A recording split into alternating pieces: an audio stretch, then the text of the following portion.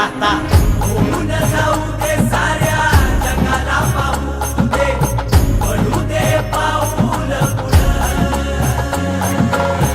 जरी काट पाया खाली लाख येळा येऊ दे